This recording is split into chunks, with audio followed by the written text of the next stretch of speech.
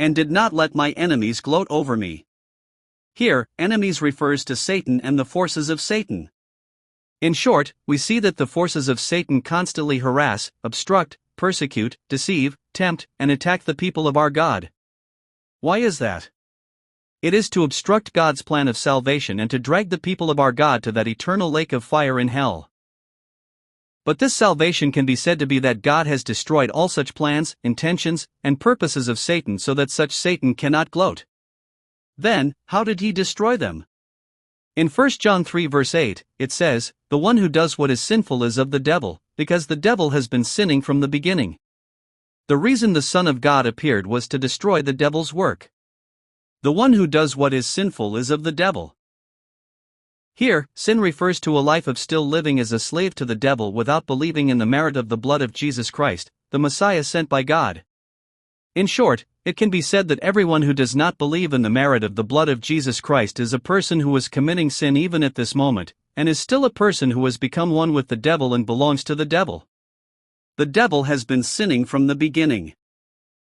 Here, has been sinning from the beginning reminds us of that event in the Garden of Eden at the beginning of time when the devil came to our ancestor Adam and deceived and tempted him, thereby opposing our God, obstructing God's plan, and making Adam commit sin, causing our human race to fall into that eternal curse. But even now, this devil is still a being who opposes God, obstructs the salvation that God performs, and hinders his chosen people from believing in the merit of the blood of Jesus Christ and reaching that salvation, thus scheming so that they fall into that eternal destruction. The reason the Son of God appeared was to destroy the devil's work. However, that Jesus came to this earth in the body of flesh and died by shedding his blood on the cross was to destroy such work of the devil.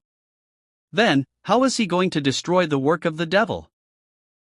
It is that by Jesus dying by shedding his blood on the cross and paying all our debt of sin instead, and by calling everyone who believes in this righteous without cost, and by making them God's people and God's children and saving them, he destroys such work of the devil. In this way, God can be said to have destroyed all such work of the Satan devil through Jesus, according to his plan. Now, let's return to today's text again.